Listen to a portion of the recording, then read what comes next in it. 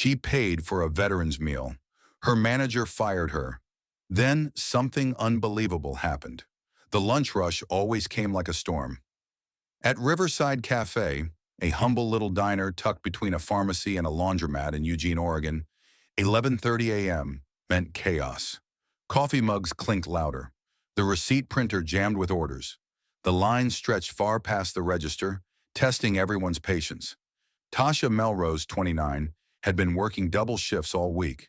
Her sneakers were soaked from the morning rain, and her apron was still damp from a spilled iced tea. But none of that mattered now. Table 6 was missing their fries. A to-go order waited to be boxed. Two toddlers under booth 3 were shrieking like it was a horror movie audition. Still, Tasha moved with quiet focus, efficient, polite, barely flinching when a customer snapped for more ranch.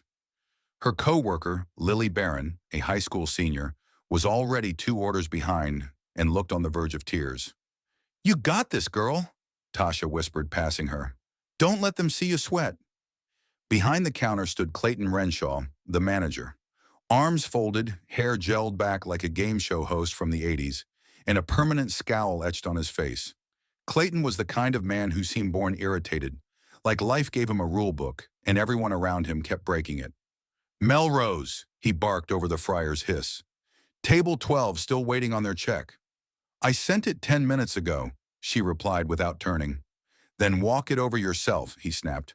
"Don't just send things." Tasha bit her tongue. She'd worked under Clayton long enough to know that arguing didn't help. He never raised his voice. He didn't need to. His smug, slow speech was worse than shouting. It reminded you how replaceable you were. As she moved toward the kitchen, she saw him. An old man stood near the door, thin and weather-worn. His clothes were damp, frayed at the sleeves. His white hair was matted, one boot untied. He looked disoriented, lost. No one else noticed. The customers were too busy scrolling, sipping, arguing over receipts. Clayton was too busy micromanaging. Tasha slid an order into the kitchen window and approached the man. "Sir?" she asked gently. "Are you okay?" He blinked, slowly turning his head. "I was supposed to meet someone here. I think." His voice was hoarse, barely audible. A faded dog tag peeked from beneath his coat. A patch on his jacket told her he was military. Old. Maybe Vietnam. Maybe even Korea. "You hungry?" she asked softly. He tried to smile. "I could eat something warm." She knew the rules. No handouts. Clayton had even posted a sign in the break room. "We're a business, not a shelter." But that didn't matter now. She guided him to an empty booth, fetched a blanket from the lost and found, and helped him settle in. Then she walked back into the kitchen, slid a $10 bill from her tips into the register, and called to the cook. "Luis, get me a plate. Meatloaf, mashed potatoes, green beans, extra gravy." Luis looked at her but didn't say a word. He knew Tasha didn't do things without a reason. She brought the plate herself, with a glass of warm water and a slice of cornbread. The old man stared at it, then up at her like she'd handed him gold. "Thank you," he whispered. "You didn't have to." Tasha smiled. "Yeah, I did." But just as she turned to check on another table, Clayton appeared from behind the counter. His jaw clenched. His voice sliced through the cafe. "What the hell was that?" Tasha turned slowly. Nearby tables started listening. A mother with a stroller paused. Someone in the corner removed one earbud. "Clayton," she said calmly. "He didn't order anything, and I didn't ask him to. I paid for it with my tips." "Doesn't matter," Clayton snapped. "That's not how we run things. What's next? Feeding the whole street? You running a charity now?" Her face flushed. Not from shame, but fury. "He's a veteran. He looked hungry. I did what any decent person would do." Clayton stepped in, voice low and dangerous. "You don't make that call. I do. You break the rules. There are consequences. Then dock my pay. Write me up. But don't make a scene." He turned to the room and raised his voice. "Attention, folks. This employee just handed out a free meal on our dime. Just so we're clear, if anyone else needs a handout, Tasha here will cover it." The room went silent. Forks froze midair. Someone laughed nervously. Tasha's heart dropped. Her fists clenched. But she said nothing. The veteran, still seated, looked confused. He tried to speak but couldn't get the words out. "You're done, Melrose," Clayton declared. "Turn in your apron and get out." No warning, no conversation, just humiliation. Luis peeked from the kitchen. Lily froze by the drink station. The old man stood up. "Sir," he said, voice trembling, "she didn't do anything wrong. I didn't mean to cause trouble." Clayton waved him off. "Sir, just eat your food and stay out of staff business." But the old man didn't sit. He reached into his coat pocket and pulled out something shiny, an old silver badge and a bent purple heart pin. "I served in Kasan," he said quietly. "Most of my unit didn't make it. My boys, they wouldn't let this stand." Clayton scoffed. "Excuse me? She showed me more respect than I've gotten in decades. You fired her for doing what's right." Tasha stepped forward. "Please, sir, you don't owe me anything. Just finish your meal." The veteran looked at her, then Clayton. He placed the pin gently on the table. "They'll know I'm not alone," he said, almost like he was speaking to ghosts. Tasha untied her apron, folded it, and walked away. She didn't cry. Not for him. Luis muttered, "This isn't right." Clayton turned on him. "You want to go too?" Luis shrugged. "Just saying." Tasha passed the veteran and gently placed her hand on his shoulder. "It's okay," she whispered. "Really?" But his misty eyes locked on hers. "They'll come," he whispered. "They always come." She didn't know what he meant. Outside, the rain came down harder. She stood by the bus stop, apron still in her hands, staring into the distance. Inside, Clayton strutted like a man who'd won. But not everyone agreed. Customers whispered. One couple left. Lily wiped her eyes, and the old veteran sat silently, chewing slowly, each bite thick with memories he couldn't escape.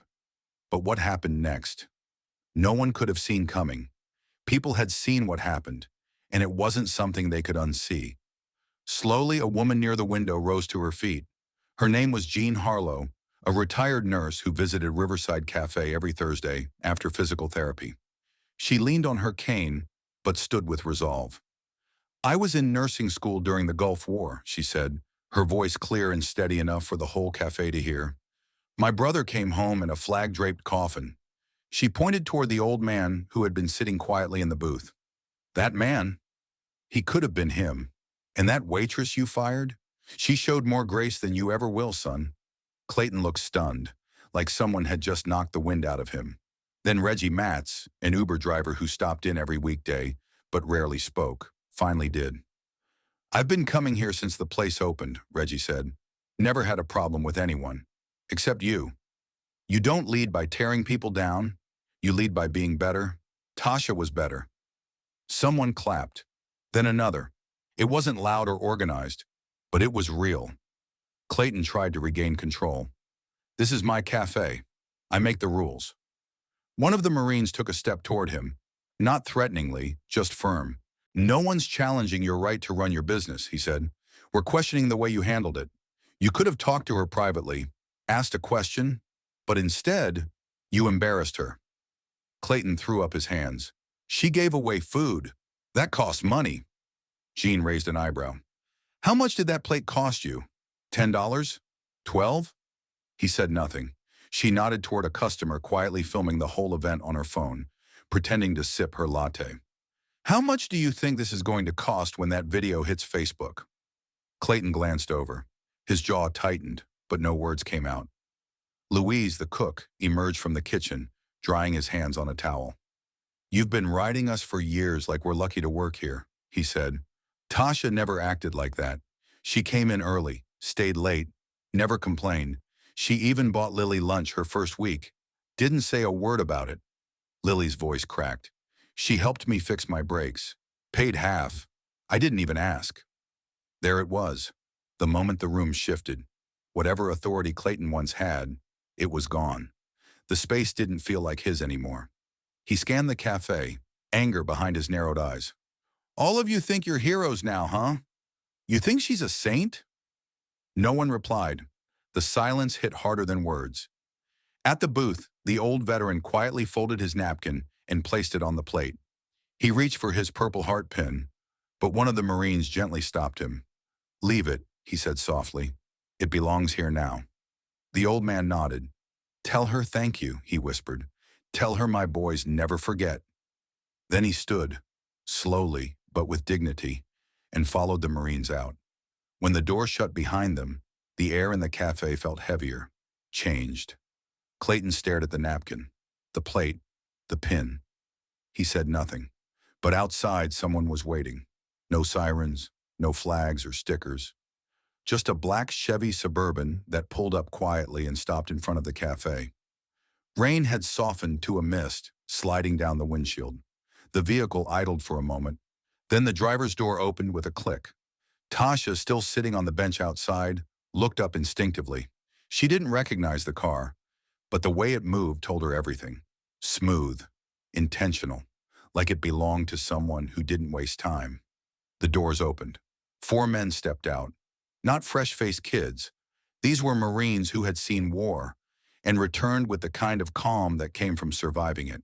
2 black, 1 Latino, 1 white. Their uniforms were neat but worn. Their boots were regulation, but broken in. The one in front wore sergeant stripes. His name tag read Reuben Cole, and his presence made people sit up a little straighter. Passers-by slowed but didn't stop. You could tell these men weren't here for coffee. They looked through the windows, silent.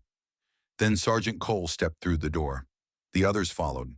The bell above the door chimed the same, but the air shifted again, like a wire had been cut.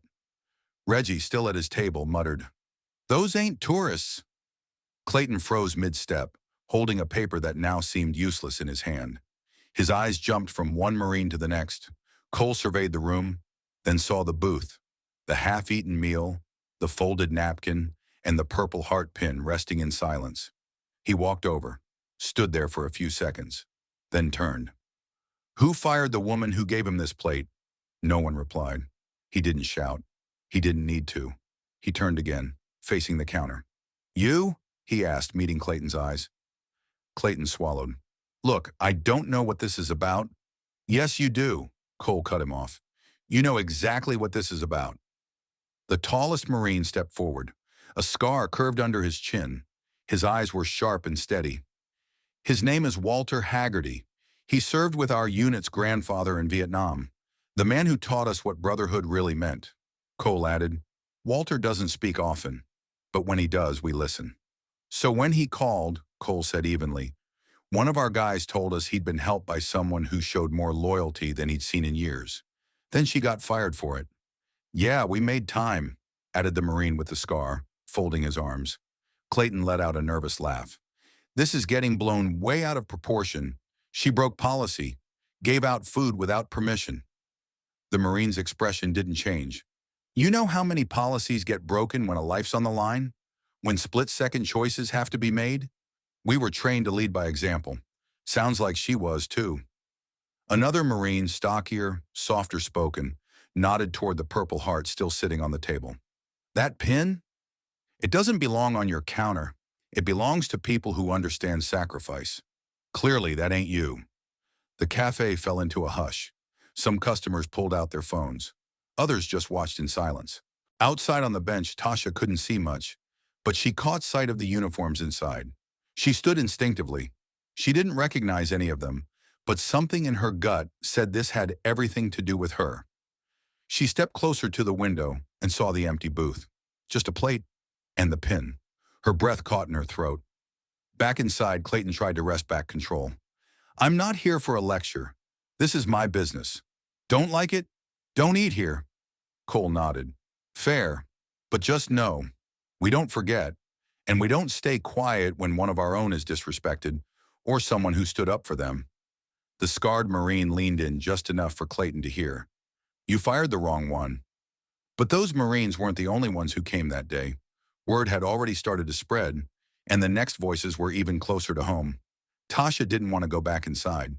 She stood like a ghost outside her own story, watching a scene unfold that felt like something from someone else's life. The door swung open. It wasn't a customer. It wasn't a Marine. It was Lily, clutching her apron, cheeks red from crying.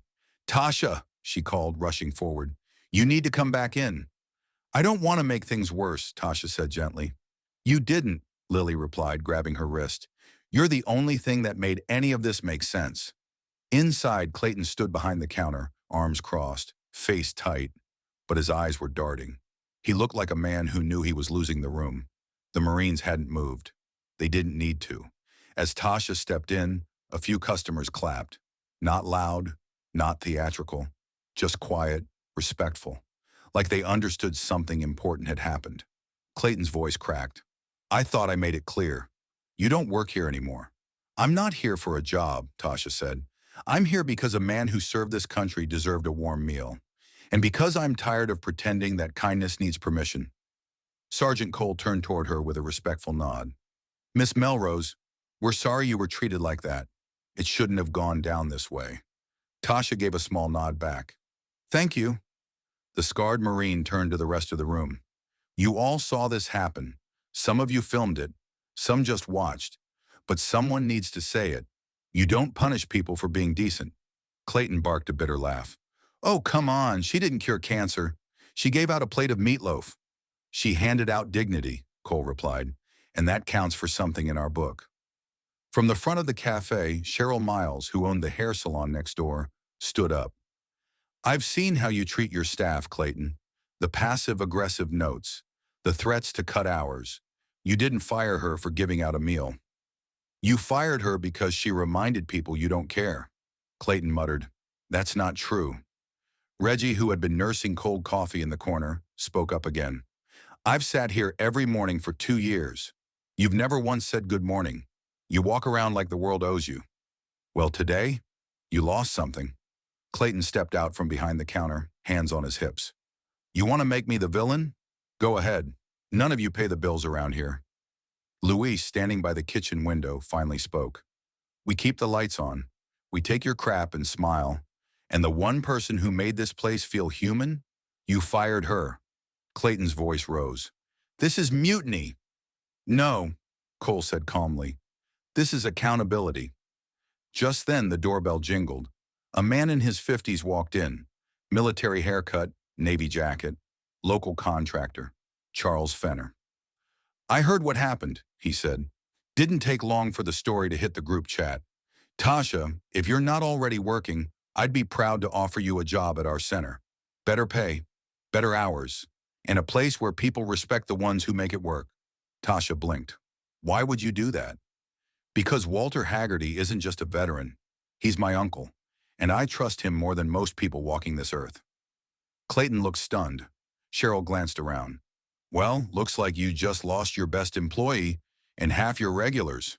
Hope your math adds up. The Purple Heart still sat on the table, quiet, gleaming, a reminder of what sparked all of this, but not the only one.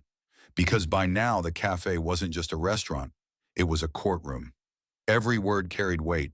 Every silence said something. Clayton looked around for support, but even the dishwasher, Omar, had come out from the back, arms crossed. 17. Quiet. Usually kept his earbuds in, but not today. Can I say something? Omar asked. Clayton scowled. Unless it's to go wash dishes. Omar didn't flinch. I was in the back when she gave him that meal. She pulled $10 from her own tips. She told Luis to ring it in. She didn't steal anything. Clayton opened his mouth, but Omar kept going. And she's the only one who ever asks if I need a ride home. And she's the only one who ever asks if I need a ride home. I live 2 buses and a long walk away. No one else even knows that. The room went still. She got fired for doing what my mom would have done, Omar said. And if she's not good enough to work here, maybe I'm not either. You quitting? Clayton snapped. Omar shrugged. I don't know yet, but I'm not scared of you. A man near the front, Lenny DeVille, a trucker with a salt and pepper beard, stood up, pulled out his wallet, dropped a $20 bill on the counter. For the veterans' lunch, he said, and for the waitress who should still be here. Then he walked out. That started something. One by one, customers followed, leaving bills on tables, nodding to Tasha on the way out like they'd known her all their lives. By the time the 6th person left, Clayton's voice was hoarse. This is ridiculous. No, Lily said quietly. This is what happens when people stop being afraid of you. Louis walked out from the kitchen, set his knife down with finality. I've worked in 6 kitchens. Never had to watch a good person get tossed for being decent. Clayton tried once more to assert himself. I built this place. I put in the hours. Then it's too bad you forgot who helped you keep it going, Cheryl said from the doorway. Tasha hadn't moved much through it all, still holding her apron like it meant something, even if it didn't anymore. Cole turned to her. We don't speak up for just anyone, but this wasn't about charity. It was about respect. I didn't do it for attention, Tasha replied. He just looked hungry. Exactly, said the Marine with the scar. And you gave him more than food. Omar walked up, awkward but sincere. I don't really say this stuff, but thanks. I was having a rough day, and you reminded me people still care. Tasha smiled softly. Thanks, Omar. Lily approached, biting her lip. I'm sorry I didn't say anything when he fired you. I should have. You didn't owe me that, Tasha said, but thank you for saying it now. Outside, more people had gathered, curious, concerned, some already recording. A reporter from the Eugene Ledger stepped inside and asked gently, Mind if I ask what happened here? Clayton groaned. Are you serious? Reggie leaned back, arms folded. Oh, it's serious now. It started a few hours later. Once the story hit the internet, strangers from across the country began weighing in. By late afternoon, the phones at Riverside Café wouldn't stop ringing.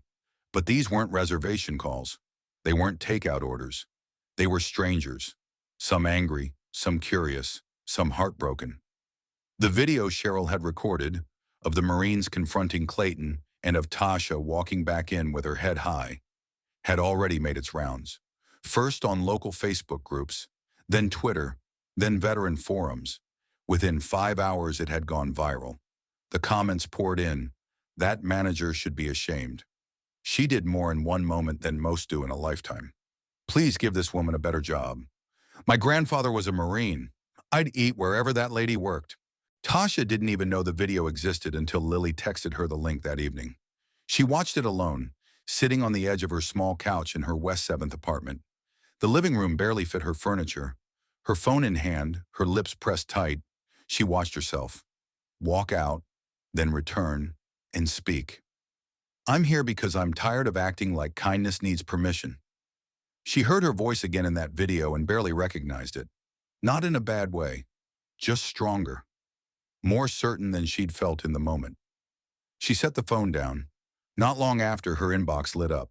Reporters, a podcast producer, someone from a veterans nonprofit in Salem. But one message stood out. Subject: Job opportunity. Stand with us. From Jordan Malik, Operations Director, Haggerty Veterans Outreach Center. Tasha paused. Haggerty. That had to be connected to Walter. It was. Miss Melrose, my name is Jordan Malik. I oversee operations at the Haggerty Veterans Outreach Center in Eugene. Walter is a dear friend of our founder. One of the reasons this place even exists. He told us what you did. Then we saw it for ourselves. We're expanding and looking for someone with warmth, grace, and good judgment. We'd be honored to have you join us. Full-time. Benefits. Better hours. You've already shown us who you are. Let us show you the kind of place that values that.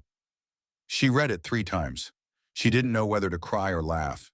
She couldn't remember the last time someone called her graceful. She called the number.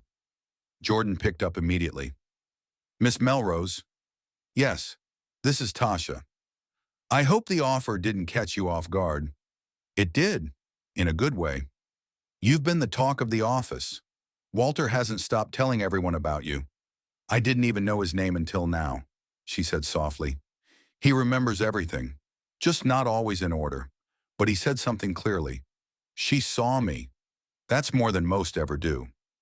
They spoke for 20 minutes. Jordan didn't pressure her. He explained the role. Front desk, helping clients, organizing meals, listening, just showing up. That, he said, is what we call service. She said yes before the call ended. The next morning she got dressed like it was the first day of school. Same bus stop, same weather. But everything felt different. The Haggerty Center wasn't fancy, but it felt like purpose. Inside, a still frame from the video had been printed and taped to the wall. Marines behind her. Beneath it, a quote in black marker. You don't punish people for being decent. Walter was there, sitting in the lobby with a paper cup of coffee and a crossword he wasn't solving. "You made it," he said with a small smile. "Yeah," she whispered. "I made it." But while Tasha moved forward, the cafe she left behind was unraveling. By Monday, Riverside Cafe was a ghost. The morning crowd had vanished. Only 2 tables were filled. Tourists who hadn't heard. The regulars? Gone. Even the crossword and coffee guys. Clayton stood behind the counter pretending to organize receipts. But really, he was avoiding the silence. There was no music, no chatter. Even Lewis's old kitchen spot was filled by a temp who barely spoke. Clayton, once swaggering, now moved slower, spoke softer, because the story hadn't just gone viral. It got picked up by Oregon Today, then reshared by the Marine Corps' Instagram. 2.4 million followers. A local headline read, "Waitress fired for feeding veteran finds new purpose at Hagerty Center." The comments were ruthless. "Shame on the cafe. That manager needs to go. Tasha Melrose is a local hero." Even worse, a petition was circulating, over 15,000 signatures, calling for Clayton to apologize or step down. He tried to save face, posted a limp Facebook statement. "We regret any misunderstandings and are committed to treating all customers and employees with respect." No one bought it. "You didn't regret anything until the tables emptied," one comment read. "You lost the heart of your cafe the second you fired her." Meanwhile, at the Hagerty Center, life moved on and up. Tasha had just finished helping a woman apply for housing assistance. The break room smelled of coffee and fresh cinnamon rolls donated by a local bakery after they saw the video. Staff shared jokes, kind words. Every so often, someone tapped her shoulder. "Saw you on the news," like a quiet handshake. But Tasha didn't let the attention get to her. This wasn't about fame. It was about finally being able to breathe. That afternoon, a woman walked into the center. Cautious steps, business casual, clutching her handbag like armor. "I'm looking for Tasha." Tasha wiped her hands on a paper towel and stepped out. "That's me." "Eileen March," the woman said. "Clayton's silent partner." She explained. She'd funded the cafe but rarely got involved. She'd only learned what happened the night before. "I saw the video. I was horrified." "That's kind of you to say. I should have stepped in sooner. That's on me. I've started the process of separating from Clayton. We're selling the cafe." Tasha blinked. "That's big." "It's time for new leadership. The town deserves better. You deserve better." Before she left, Eileen handed her an envelope. "It's from my account. No strings. I know it doesn't make up for anything. I didn't do what I did expecting anything back." "I know. That's exactly why you deserve it." Tasha tucked the envelope into her bag and returned to work. As the day ended and the lobby emptied, the center grew quiet. Tasha sat at her desk sorting forms. The sun was setting, casting gold through the window. Walter still sat in his chair near the front, staring at the horizon. "Need anything before I lock up?" she asked. He shook his head. "Just thinking." "About what?" "Back then, in country, didn't matter what someone looked like or believed. What mattered was whether they had your back." She leaned against the wall. "I don't know if I did anything special," she said. "It was just a meal." "That's what makes it special," he replied. She looked down. "I used to wonder if I'd ever matter. I worked hard, tried to be decent, but it always felt like I was one small mistake from being disposable." "People like you," he said, "keep things standing." Quietly, no applause. That manager thought power meant control. But real power? That's what people say about you when you're not in the room. She smiled. "You sure you're not meant to write books?" He chuckled. "Nah, just lived long enough to recognize decency when I see it." After a pause, she asked, "Did you really call those Marines?" He shook his head. "Didn't have to. One of them checks in on me every Sunday. I just told him what happened. Said a good woman lost her job for being kind." She blinked. "And that was enough to bring them all?" "You don't know what you stirred up, girl. Be good to one of us, and you're good to all of us." She didn't know what to say. Later, walking to the bus stop, she still hadn't opened Eileen's envelope. She thought about the rain, about the moment she stood over Walter's table and chose not to wait for permission to be kind, about the Marines, the silence, her voice steady and unrehearsed. She remembered how it felt to be seen, not praised, not pitied, just seen. At home, she finally opened the envelope. Inside, a handwritten note and a cashier's check for $5,000. Thank you for showing the rest of us what integrity looks like. I hope this helps you build something better. Eileen. She stared at it, unsure whether to cry. Not because of the money, but because, for once, doing the right thing hadn't ended in silence. She picked up her phone, opened the video again, not to watch herself, but to read the comments. She's the reason I believe in people again. There's hope, and her name is Tasha Melrose. What if we were all just a little more like her?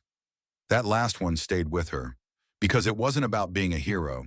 It wasn't about making speeches or going viral. It was about not turning away. And that, she realized, and was enough. Always had been.